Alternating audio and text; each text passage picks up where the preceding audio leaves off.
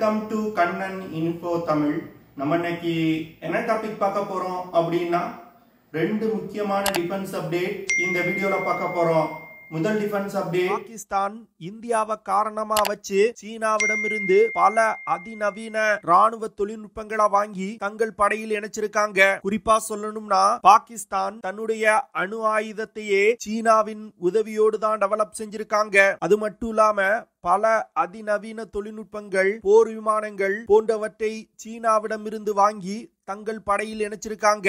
இந்த சூழ்நிலையில பாகிஸ்தான் தற்போது தனக்கு தேவையில்லாத ஒரு அதிபயங்கர ஆயுதத்தை சீனாவிடம் கேட்கிறாங்க. பாகிஸ்தான் சீனாவிடம் இருந்து அந்த ஆயுதத்தை வாங்கினா சவுத் ஏசியாவோட பவர் பேலன்ஸ்ல மிகப்பெரிய மாற்றம் ஏற்படும் அப்படின்னு சில டிஃபென்ஸ் எக்ஸ்பர்ட் சொல்றாங்க. சீனா பாகிஸ்தானுக்கு அந்த ஆயுதத்தை கொடுப்பதற்கு வாய்ப்பு இருக்கா? பாகிஸ்தான் சீனாவிடம் இருந்து எந்த ஆயுதத்தை வாங்க போறாங்க அப்படிங்கிறது குறித்து பார்க்கலாம். இரண்டாவது அப்டேட், இந்தியா பிரெடேட்டர் ட்ரோன்களை தயாரிக்கும் நிறுவனமான ஜெனரல் அட்டாமிக்ஸ் நிறுவனத்துடன் இணைந்து ஒரு அதிநவீன ட்ரோனை டெவலப் செய்ய இருப்பதா செய்திகள் வெளிவந்திருக்கு. இந்தியாவும் ஜெனரல் அட்டாமிக்ஸ் நிறுவனமும் இணைந்து எந்த ட்ரோனை டெவலப் செய்ய போறாங்க, அந்த ட்ரோனோட செயல்திறன் மற்றும் சிறப்பு அம்சங்கள் என்ன அப்படிங்கிறது குறித்து நம்ம டீடைலா இந்த வீடியோல பார்க்கலாம். பாகிஸ்தான் பல வருடங்களா இந்தியாவுடன் ஒரு ஆயுத போட்டியில ஈடுபட்டு வந்துகிட்டு இருக்காங்க. பாகிஸ்தானுக்கு இந்தியாவுடனான ஆயுத போட்டியில சீனா மிகப்பெரிய அளவுல உதவி செய்யறாங்க. சீனாவுடைய திட்டம் என்னன்னா, இந்தியாவுக்கு எதிராக பாகிஸ்தானை ராணுவ ரீதியில் ஒரு வலிமையான நாடா வச்சிருக்கணும். சவுத் ஏசியால இந்தியாவோட ஆளுமையை குறைப்பதற்கு பாகிஸ்தானுக்கு தொடர்ந்து ராணுவ ரீதியிலான உதவிகளை செய்யறாங்க. அது மட்டும் இல்லாம வரும் காலத்துல சீனாவுக்கும் இந்தியாவுக்கும் ஒரு யுத்தம் ஏற்பட்டால் பாகிஸ்தானையும் இணைத்து கொண்டு இரண்டு முனைகள்ல இந்தியாவை தாக்கலாம் அப்படின்னு திட்டமிட்டு தான் பாகிஸ்தானுக்கு பல அதிநவீன ஆயுதங்களை வழங்கி வந்துகிட்டு இருக்காங்க. ஏன் பாகிஸ்தானோட நியூக்ளியர் ப்ராஜெக்டுக்கு சீனா மிகப்பெரிய அளவுல உதவி செஞ்சிருக்காங்க. இந்தியா அணு ஆயுத சோதனை நடத்திய ஒரு சில வாரங்கள்ல பாகிஸ்தான் தன்னோட அணு ஆயுத சோதனையை நடத்துறாங்க. இதுல இந்தியாவுக்கும் பாகிஸ்தானுக்கும் என்ன வித்தியாசம்னா, இந்தியா பல வருடங்கள் உழைத்து சொந்தமா டிஃபென்ஸ் டெக்னாலஜிகளை உருவாக்குறாங்க. ஆனா பாகிஸ்தான் எந்த ஒரு உழைப்பையும் போடாம சீனாவிடம் பிச்சை எடுத்து ஆயுதங்களை வாங்கி தங்கள் படையில் இணைக்கிறாங்க. அந்த வகையில பாகிஸ்தான் சீனாவிடம் இருந்து தற்போது ஒரு அதிபயங்கர ஆயுதத்தை கேட்கிறாங்க. அதாவது எதிரி சேட்டலைட்டுகளை தாக்கி அழிக்கக்கூடிய ஆன்டி சேட்டலைட் மிசைல்களை சீனாவிடம் இருந்து பாகிஸ்தான் கேட்கிறாங்க. இதற்கு காரணமா பாகிஸ்தான் சொல்லக்கூடியது, இந்தியா 2019 மிஷன் சக்தி அப்படிங்கிற ஆபரேஷன் மூலமா லோயர் எர்த் ஆர்பிட்ல சுற்றி கொண்டிருந்த ஒரு சேட்டலைட்டை தன்னுடைய ஆன்டி சேட்டலைட் மிசைலை பயன்படுத்தி வெற்றிகரமா தாக்கி அழிச்சிருக்காங்க. இந்தியாவுடைய இந்த ஆன்டி சேட்டலைட் கேப்பபிலிட்டி பாகிஸ்தானுக்கு ஒரு மிகப்பெரிய அச்சுறுத்தலா ஃபியூச்சர்ல இருக்கும் அப்படின்னு பாகிஸ்தான் நினைக்கிறாங்க. இதன் காரணமாக தான் பாகிஸ்தான் சீனாவிடமிருந்து ஆன்டி சேட்டலைட் மிசைல்களை வாங்குவதற்கு தற்போது முயற்சி செய்து வந்துகிட்டு இருக்காங்க. தற்போது உலகத்துல ஆன்டி சேட்டலைட் மிசைல்களை வச்சிருக்கக்கூடிய நாடுகள் அப்படின்னா அமெரிக்கா, ரஷ்யா, சீனா மற்றும் இந்தியா தான். தற்போது பாகிஸ்தான் சீனாவிடம் ஆன்டி சேட்டலைட் மிசைல்களை கேட்கறதுனால வரும் காலத்துல பாகிஸ்தானுக்கும் எதிரி சேட்டலைட்டுகளை தாக்கி அழிக்கக்கூடிய வல்லமை கிடைப்பதற்கு வாய்ப்பு இருக்கு. ஆனா சீனா பாகிஸ்தானுக்கு இந்த தொழில்நுட்பத்தை கொடுப்பாங்களா அப்படிங்கிறது கேள்விக்குறிதான். என்ன பொறுத்தமட்டில் பாகிஸ்தானுக்கு இந்த ஆன்டி சேட்டலைட் மிசைல் தேவையே கிடையாது. ஏன்னா பாகிஸ்தானோட ஸ்பேஸ் புரோகிராம்ல எத்தனை சேட்டலைட்டுகளை அவங்க அனுப்பியிருக்காங்க? ஒண்ணுமே கிடையாது. குறிப்பிட்டு சொல்லணும்னா 5 இருந்து 6 சேட்டலைட்டுகளை பாகிஸ்தான் பயன்படுத்தி வந்துகிட்டு இருப்பாங்க. பாகிஸ்தான் பாக்சாட் 1R அப்படிங்கிற டெலிகம்யூனிகேஷன் சேட்டலைட் மற்றும் PRSS-1 அப்படிங்கிற பாகிஸ்தான் ரிமோட் சென்சார் சேட்டலைட்டை பயன்படுத்தி வந்துகிட்டு இருக்காங்க. இது பாகிஸ்தானுடைய ராணுவம் மற்றும் சிவிலியன் பயன்பாட்டிற்கு ரொம்பவும் ஒரு முக்கியமான விஷயமா பாகிஸ்தான் நினைக்கிறாங்க. இந்த சேட்டலைட்டுகளை இந்தியா ஒரு யுத்த நேரத்துல தன்னுடைய ஆன்டி சேட்டலைட் மிசைல்களை பயன்படுத்தி தாக்கி அழிப்பதற்கு வாய்ப்பு இருப்பதா பாகிஸ்தான் நினைக்கிறாங்க. அப்படி இந்தியா இந்த சேட்டலைட்டுகளை தாக்கி அழிச்சிட்டாங்கன்னா பாகிஸ்தானுடைய ராணுவத்தால யுத்தத்தை தொடர்ந்து நடத்த முடியாது. முடியாது. இது ஒரு யுத்த நேரத்துல பாகிஸ்தானுக்கு ஒரு மிகப்பெரிய பின்னடைவை ஏற்படுத்தும். ஏன்னா தற்போது உள்ள ராணுவ உபகரணங்கள் பெரும்பாலானவை சேட்டலைட்டோடு இணைக்கப்பட்டிருக்கு. ராணுவ எக்யூப்மெண்ட்ஸ் கரெக்டா செயல்படுவதற்கு சேட்டலைட் கம்யூனிகேஷன் ரொம்ப முக்கியமானதா இருக்குது. இந்த சூழ்நிலையில இந்தியா பாகிஸ்தானுடைய சேட்டலைட்டுகளை தாக்கி அழிச்சிட்டாங்கன்னா பாகிஸ்தானால யுத்தத்துல சிறப்பா செயல்பட முடியாது. இந்த விஷயம் பாகிஸ்தானுக்கு ஒரு யுத்த நேரத்துல மிகப்பெரிய பின்னடைவை ஏற்படுத்தும். இந்தியா 2019 தன்னுடைய ஆன்டி சேட்டலைட் மிசைல்களை முதல்ல சோதனை செஞ்சாங்க. கிட்டத்தட்ட 1200 கிலோமீட்டர் உயரத்துல இருக்கக்கூடிய ஒரு சேட்டலைட்டை ஆன்டி சேட்டலைட் மிசைலை பயன்படுத்தி மிக துல்லியமா தாக்கி அழிச்சிருக்காங்க. இந்தியா தாக்கி அழித்த சேட்டலைட் ஒரு செகண்டுக்கு 10 கிலோமீட்டர் வேகத்துல டிராவல் செஞ்சுக்கிட்டு இருந்திருக்கு.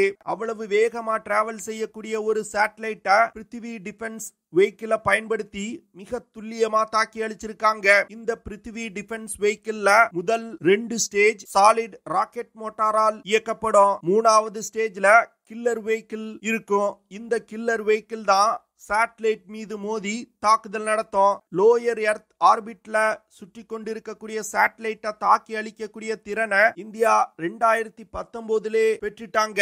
இந்த விஷயம் பாகிஸ்தானுடைய ஸ்பேஸ் இன்ஃப்ராஸ்ட்ரக்சர்களுக்கு ஒரு மிகப்பெரிய அச்சுறுத்தலா பாகிஸ்தான் பாக்குறாங்க.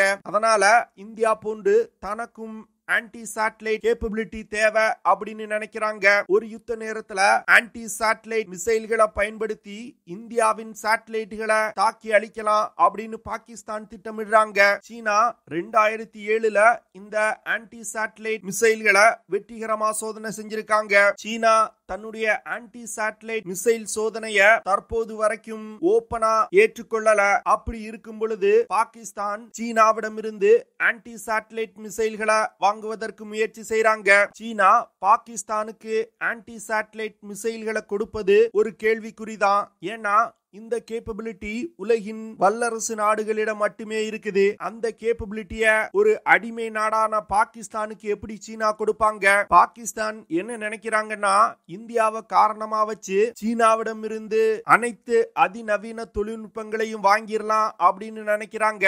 ஆனா சீனாவுக்கு தெரியும் எந்த தொழில்நுட்பம் பாகிஸ்தானுக்கு தேவை, எது தேவையில்லை அப்படிங்கிறது. அதனால பாகிஸ்தான் தொடர்ந்து பேச்சுவார்த்தை நடத்தினாலும் சீனா இந்த தொழில்நுட்ப கொடுப்பதற்கு பல வருடங்கள் இழுத்து அடிப்பதற்கு தான் வாய்ப்பு இருக்கு. அப்படி சீனா ஆன்டி சேட்டலைட் மிசைல்களை பாகிஸ்தானுக்கு கொடுத்தா இந்தியாவுக்கு மட்டும் கிடையாது, அமெரிக்கா போன்ற வல்லரசு நாடுகளுக்கும் பாகிஸ்தானால அச்சுறுத்தல் ஏற்படும். இந்த விஷயத்தை அமெரிக்கா விரும்பவே செய்யாது. அப்படி சீனாவிடம் இருந்து ஆன்டி சேட்டலைட் மிசைல்களை வாங்கினாங்கன்னா பாகிஸ்தானுக்கு தான் அமெரிக்காவால வரும் காலத்துல பிரச்சனைகள் வருவதற்கு வாய்ப்பு இருக்கு. அடுத்து இந்தியா அமெரிக்காவின் ஜெனரல் அட்டாமிக்ஸ் நிறுவனத்திடமிருந்து 31 பிரெடேட்டர் MQ-9B ட்ரோன்களை வாங்குவதற்கு ஒரு ஒப்பந்தத்துல சமீபத்துல கையெழுத்திட்டாங்க. கிட்டத்தட்ட $4 பில்லியன் செலவுல இந்த 31 ட்ரோன்களை இந்தியா வாங்க போறாங்க.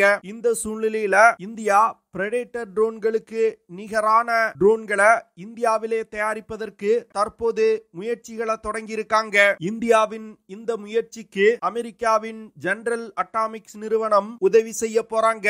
அதாவது இந்தியாவின் DRDO நிறுவனம் ஒரு ஹை ஆல்டிடியூட் லாங் என்டியூரன்ஸ் ட்ரோனை டெவலப் செய்ய போறாங்க. இந்த ட்ரோன்கள் பிரத்யேகமா intelligence gathering, surveillance, target acquisition, reconnaissance போன்ற ஆபரேஷன்களுக்கு பயன்படுத்துவதற்கு இந்தியா திட்டமிட்டிருக்காங்க. பிரெடேட்டர் ட்ரோன்கள் போன்று இந்த ட்ரோன்களும் தாக்குதல் நடத்துவதற்கு பயன்படுத்தப்பட உள்ளது. இந்த ஹை ஆல்டிடியூட் லாங் என்டியூரன்ஸ் ட்ரோன்கள் மட்டும் வெற்றிகரமாக டெவலப் செய்யப்பட்டால் இந்தியாவுடைய சர்வேலன்ஸ் கேப்பபிலிட்டியில மிகப்பெரிய முன்னேற்றம் ஏற்படும். இந்தியா டெவலப் செய்யும் இந்த high altitude long endurance drone 5 ton எடை கொண்டதா இருக்க போகுது. இந்த ட்ரோன்கள்னால பல்வேறு விதமான சென்சார்கள், மிஷன் எக்யூப்மெண்ட்ஸ், ஆயுதங்கள் போன்றவற்றை சுமந்து கொண்டு பறக்க முடியும். இந்தியா டெவலப் செய்யும் இந்த ஹை ஆல்டிடியூட் லாங் என்டியூரன்ஸ் ட்ரோன்னால 2 டன் எடை கொண்ட பேலோடுகளை சுமந்து கொண்டு பறக்க முடியும். குறிப்பா சொல்லணும்னா சென்சார்கள், ஹை ரெசல்யூஷன் கேமராஸ், தாக்குதல் நடத்துவதற்கு தேவையான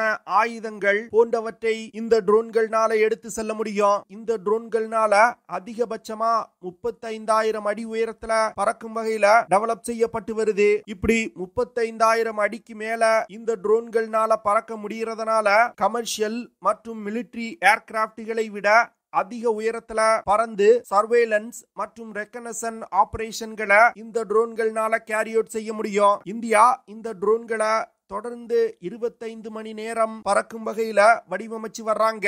இதன் மூலமா அடிக்கடி ட்ரோன்களை தரை இறக்கி எரிபொருள் நிரப்ப வேண்டிய தேவை இருக்காது. அது மட்டும் இல்லாம தொடர்ந்து எதிரிகளோட நடமாட்டத்தை இந்த ட்ரோன்கள்னால அதிக நேரம் கவனிக்க முடியும். இந்தியா டெவலப் செய்யும் இந்த ட்ரோனை இயக்குறதுக்கு டர்போ பாப் இன்ஜின் பயன்படுத்தப்பட்டிருக்கு. இந்த இன்ஜின் ரொம்ப நம்பகத்தன்மை வாய்ந்த ரிலையபிளான இன்ஜின், ஹை ஆல்டிடியூட்ல ரொம்ப சிறப்பா செயல்படக்கூடிய இன்ஜின். இந்த ட்ரோன்களை டெவலப் செய்யறதுக்கு இந்தியாவின் ஏரோநாட்டிக்கல் டெவலப்மெண்ட் எஸ்டாப்ளிஷ்மெண்ட் நிறுவனத்திற்கு அமெரிக்காவின் ஜெனரல் அட்டாமிக்ஸ் நிறுவனம் கன்சல்டன்டா வேலை செய்ய போறாங்க. இந்த ட்ரோன்கள்ல பயன்படுத்தப்படும் பல சிஸ்டங்களை வேலிடேட் செய்வதற்கு ஜெனரல் அட்டாமிக்ஸ் நிறுவனம் ஏரோநாட்டிக்கல் டெவலப்மெண்ட் எஸ்டாப்ளிஷ்மெண்ட் நிறுவனத்திற்கு உதவி செய்ய போறாங்க. இந்தியா டெவலப் செய்யும் இந்த high altitude long endurance drone அமெரிக்காவின் MQ-9B ட்ரோனுக்கு நிகரான ஒரு ட்ரோனா இருக்கும் அப்படின்னு டிஃபென்ஸ் எக்ஸ்பர்ட் சொல்றாங்க.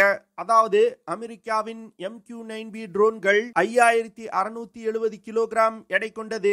அதுவே இந்திய ட்ரோன் 5000 கிலோகிராம் எடை கொண்டது. அமெரிக்க ட்ரோன்னால 2500 கிலோகிராம் எடை கொண்ட பேலோடுகளை சுமக்க முடியும். இந்திய ட்ரோன்னால 2000 கிலோகிராம் எடை கொண்ட பேலோடுகளை சுமந்து சென்று ஆபரேஷன்களை கேரி அவுட் செய்ய முடியும். அதனால அமெரிக்க ட்ரோனுக்கும் இந்தியா தயாரிக்கக்கூடிய ட்ரோனுக்கும் டெக்னிக்கலா பார்க்கும் பொழுது ரொம்ப பெரிய வித்தியாசம் கிடையாது. ஆனா MQ-9B ட்ரோன்கள் இந்திய ட்ரோனை விட அதிக நேரம் பறக்கக்கூடியதா இருக்குது. கிட்டத்தட்ட 40 மணி நேரம் தொடர்ந்து இந்த ட்ரோன்கள்னால பறக்க முடியும். முதற்கட்டமா இந்த ஹை ஆல்டிடியூட் லாங் என்டியூரன்ஸ் ட்ரோனை இந்தியா டெவலப் செஞ்சுட்டு கொஞ்சம் கொஞ்சமா MQ-9B ட்ரோனுக்கு நிகரான ஒரு ட்ரோனா இந்தியா அப்கிரேட் செய்ய திட்டமிட்டிருப்பதா டிஃபென்ஸ் எக்ஸ்பர்ட் சொல்றாங்க.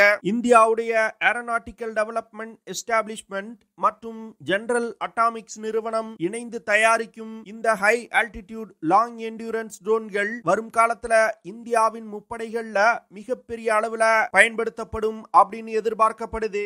ஓகே ஃப்ரெண்ட்ஸ், நம்ம வீடியோவோட நிறைவு பகுதிக்கு வந்துட்டோம். இதெல்லாம் தான் நான் உங்ககிட்ட ஷேர் பண்ணணும் அப்படின்னு நினைச்ச விஷயங்கள். ஐ ஹோப் நான் ஷேர் பண்ண விஷயங்கள் உங்களுக்கு பிடிச்சிருக்கும்னு நினைக்கிறேன். அப்படி பிடிச்சிருந்துச்சுன்னா ஷேர் பண்ணுங்க, லைக் பண்ணுங்க, கமெண்ட் பண்ணுங்க. மறக்காம நம்ம சேனலுக்கு சப்ஸ்கிரைப் பண்ணுங்க. See you in the next video. Jai Hind.